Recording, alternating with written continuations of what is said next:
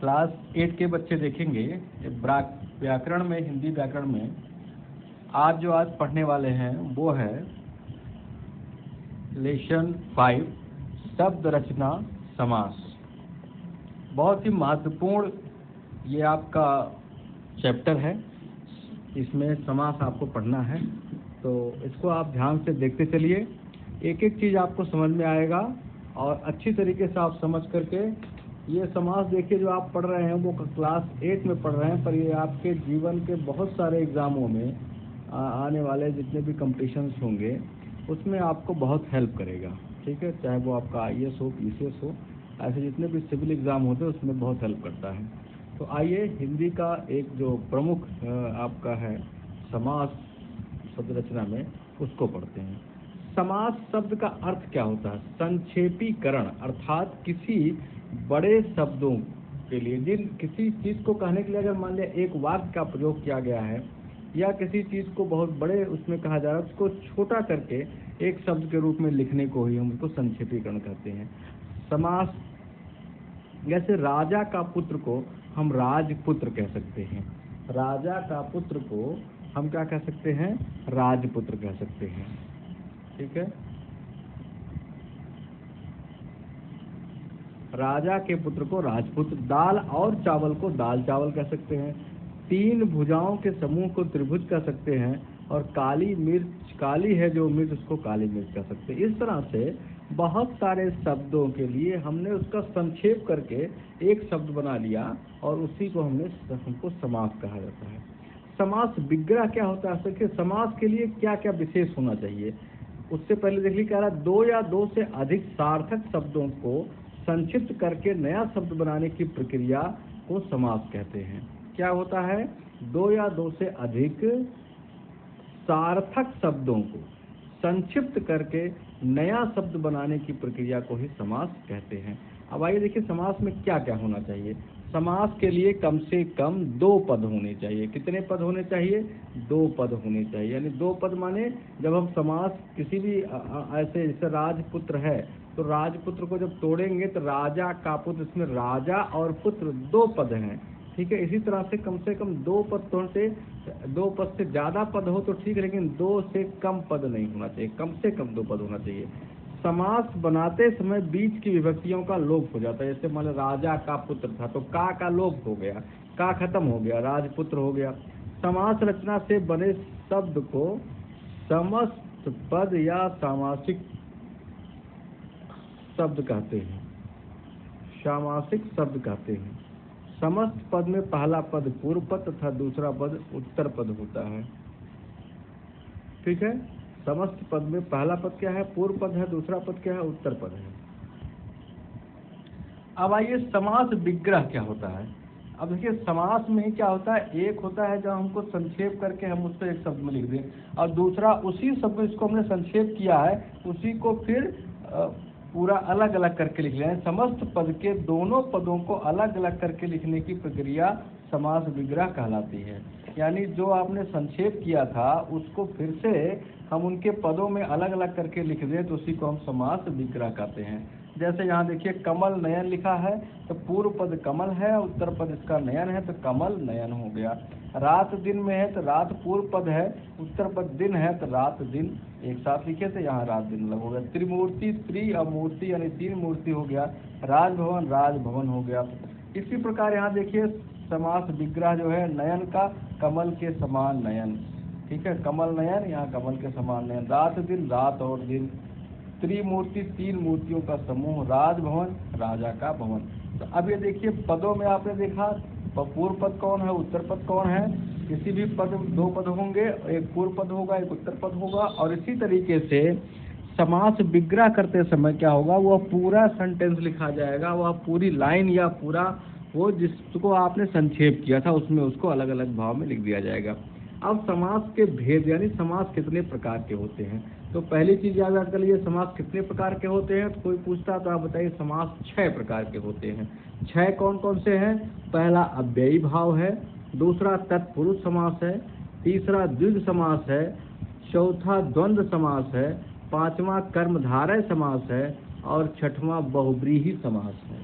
ठीक है, तो इस तरीके से आप देख सकते हैं कि कुल 6 जो है, कौन कौन से, मेरे साथ एक बार बोलिए। अव्ययी भाव पहला है, दूसरा तत्पुरुष है, तीसरा जो है वो है आपका द्विग समास, चौथा द्वंद्व समास, पांचवा कर्मधारय और छठवां बहुब्रीहि समास है।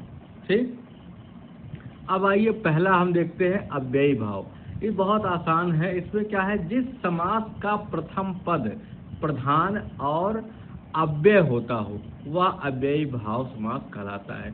यानी हर पद में 2 पद होते हैं हर समास में, इसमें प्रथम पद क्या हो, अव्यय हो और प्रधान हो। प्रथम पद प्रधान किसमें होता है, ये भी क्वेश्चन पूछता है कि किस समास के अंतर्गत प्रथम पद जो है प्रधान होता है। तो अव्ययी भाव में प्रथम पद समान प्रधान होता है, और प्रथम पद समान होने के साथ साथ पहला पद जो है वो कैसा होना चाहिए, अव्यय होना चाहिए। अव्यय, अव्यय मैंने जानते हैं ना, संज्ञा सर्वनाम विशेषण, ऐसी उसमें एक अव्यय होता है जिसका व्यय नहीं होता, यानी इसे हम अविकारी शब्द भी कहते हैं। ठीक है, तो अगर वे शब्द हैं जो किसी लिंग या वचन के आने पर परिवर्तन जिसका नहीं होता, ऐसे शब्द अगर हैं तो वह अव्ययी भाव समास होगा। जैसे अब जैसे उदाहरण देखिए, बेखटके यानी बिना खटक के, आ जन्म, जन्म से लेकर।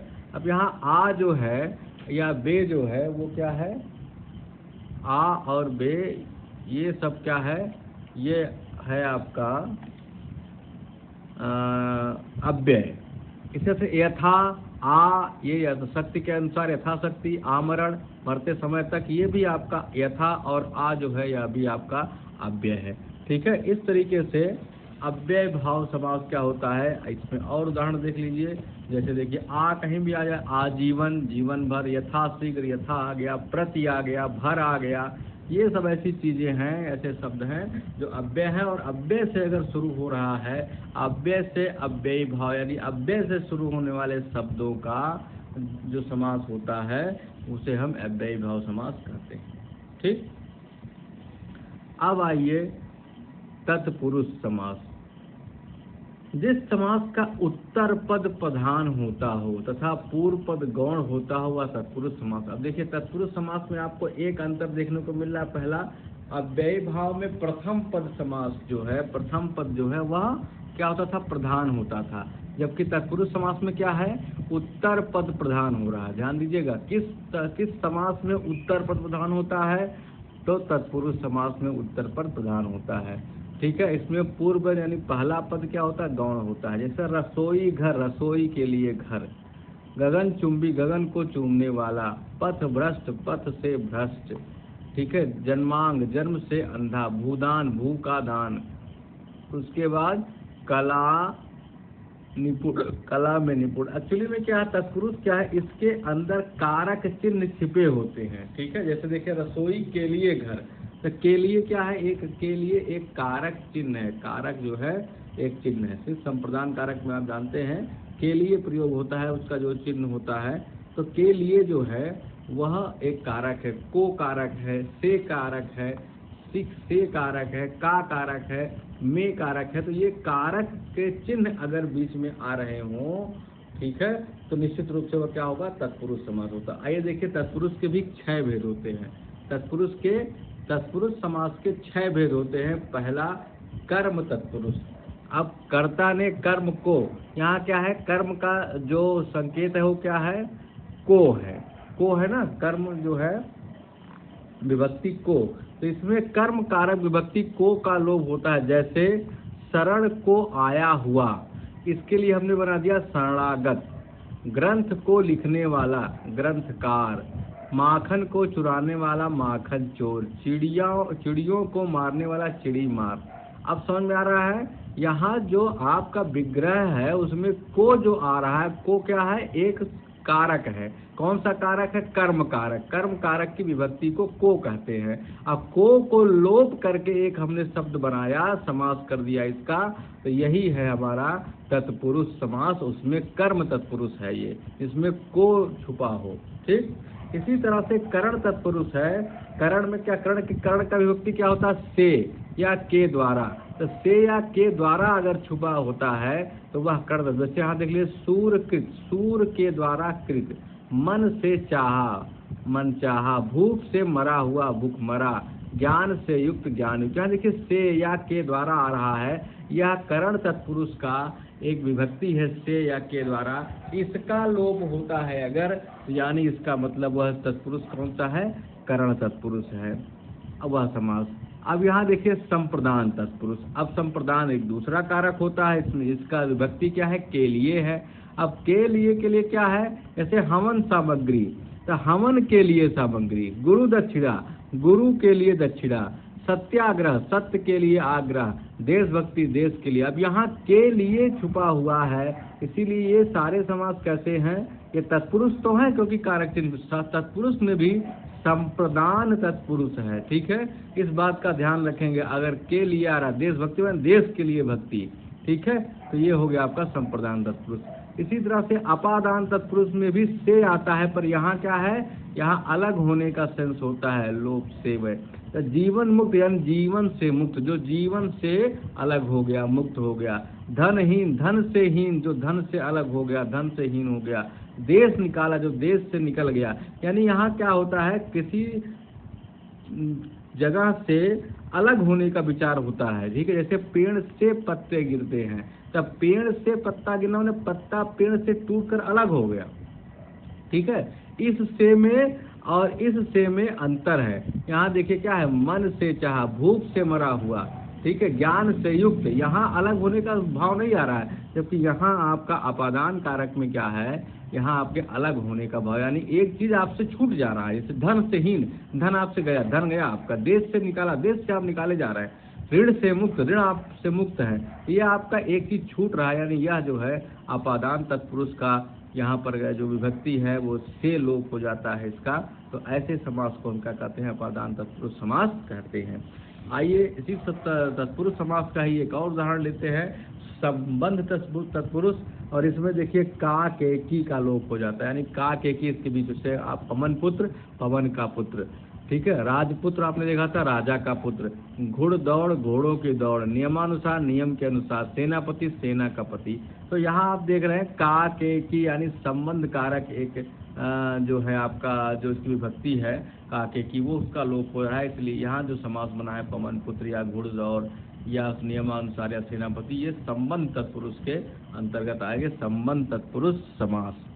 अब आइए अधिकरण तत्पुरुष समास। ये अधिकरण तत्पुरुष समास में और पर का लोप होता है, यानी दानवीर, दान में वीर, वनवास, वन में वास, आप बीती, आप पर बीती, पुरुषोत्तम, पुरुषों में उत्तम, इसमें में और पर आ रहा है, तो ये जो है कौन सा तत्पुरुष है, अधिकरण तत्पुरुष है। अधिकरण कारक होने के नाते यह पूरा जो है आपका क्या हो गया, अधिकरण तत्पुरुष समास हो गया।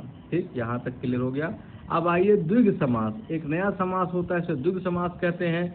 जिस समास पद का प्रथम पद संख्यावाचक विशेषण हो वह द्विग समास कहलाता है, जिसमें आपको कोई संख्या, ऐसा शब्द हो जिसमें संख्या का बोध होता हो, जैसे त्रिवेणी, इसमें 3 देखिए छुपा हुआ है, त्रिफला, इसमें भी 3 छुपा हुआ है, चौराहा 4 छुपा हुआ है, अठन्नी 8 छुपा हुआ है, पंचवटी 5 छुपा हुआ, इसमें गिनती छुपी हुई, गणना पद छुपा हुआ है, जिसमें गणना पद हो वह तुरंत पहचान में द्विग समास होता है। द्विग में गणना पद आता है, अठवारा 8 छुपा हुआ, शताब्दी 100 छुपा हुआ है, सप्त 7 छुपा हुआ है, दोपहर 2 छुपा हुआ है, सतसई 7 छुपा हुआ है। तो जहाँ यहाँ सतसई 700, तो यहाँ जो है क्या है, इन शब्दों में कोई अंक छुपा है, अंक से ये इसका निर्माण हो रहा है, शुरुआत हो रही है किसी अंक शब्द से, किसी अंक का बोध हो रहा हो, तो ऐसे शब्द क्या है, द्विग समास का। बहुत आसान इनको पहचानना, जहाँ भी से त्रिवेणी 3 बेड़ियों का समूह, त्रिफला 3 फलों का समूह, चौराहा 4 राहों का समूह,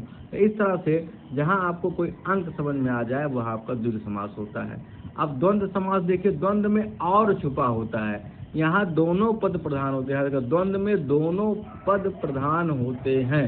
तत्पुरुष में देखिए आपका क्या था, दूसरा पद प्रधान था, यहाँ अव्ययी भाव में पहला पद प्रधान था, लेकिन द्वंद्व समास में क्या है, दोनों पद प्रधान होते हैं, तो द्वंद्व समास कराते हैं। जैसे इसमें क्या होता है, इसमें और छिपा रहता है, जैसे हार जीत, यहाँ डैश लगा हुआ है, इसके बीच में और छिपा, हार और जीत, दुख सुख, दुख और सुख, राधा कृष्ण, राधा और कृष्ण, दाल रोटी, दाल और रोटी, भला बुरा, भला और बुरा, जल थल, जल और थल, राजा रंक, राजा और रंक, माता पिता, माता और पिता, पाप पुण्य, पाप और पुण्य, दूध दही, दूध और दही। इसमें आप देख रहे हैं कि इन शब्दों में और छुपा हुआ है, और जहाँ और छुपा रहता है वहाँ द्वंद्व समास होता है। अब आइए कर्मधारय एक समास है जिस समास के दोनों पदों में विशेषण विशेष्य अथवा उपमेय उपमान का संबंध होता हो, वह जो है कर्मधारय समास कहलाता है। इसमें क्या होता है, जो पहला पद होता है ना कर्मधारय में, वह विशेषण होता है। जैसे आप देखिए नीलांबर, नीला है जो अंबर, यानी इस अंबर का एक विशेषता है नीला होना, इस कपड़े की एक विशेषता है नीला है। महादेव यानी महान है जो देव, तो देव में देव जो देव है, देव में जो महान है, महानता एक विशेषता है।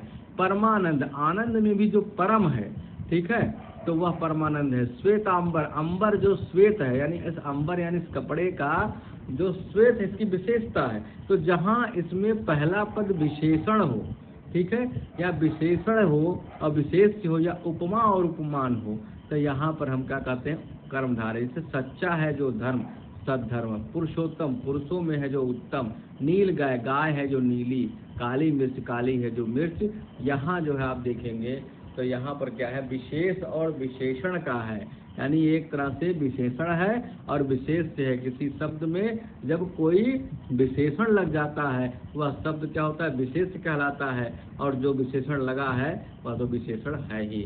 अब आइए देखिए उपमेय और उपमान में से घन श्याम, घन के समान श्याम, राम रतन, राम रूपी रत्न, ठीक है, ये उपमेय और उपमान है।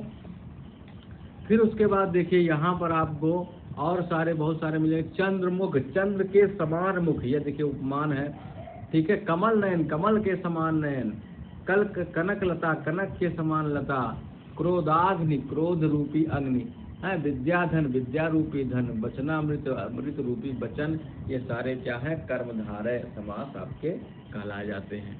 इसी तरीके से अब आपका एक समास बहुब्री है। कर्मधारय और बहुब्री में थोड़ा सा अंतर है, कहीं कहीं बहुब्री में आपको ऐसा लगेगा।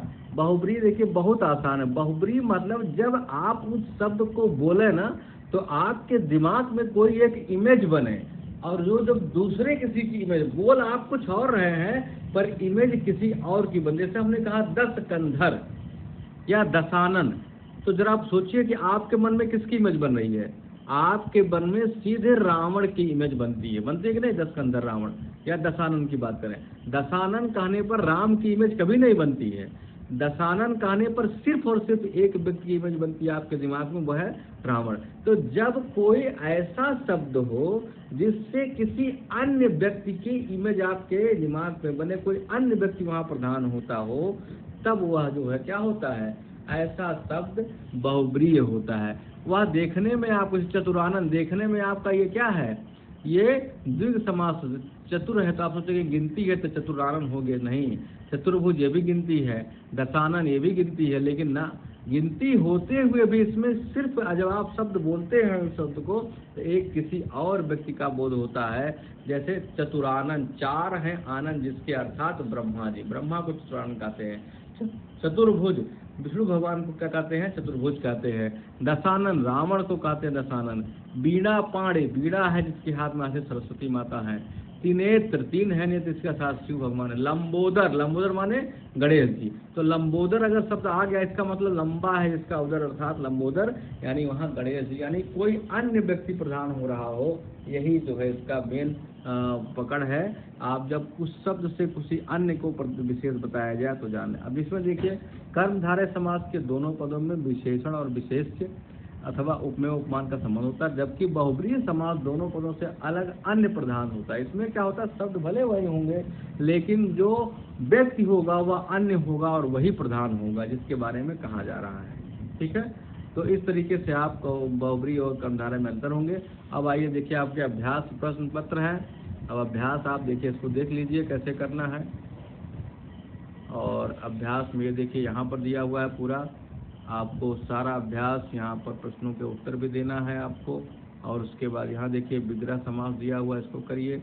ठीक है, दिए गए शब्दों का विग्रह करिए। सब आप जो है बैठ करके अपना करिएगा। धन्यवाद।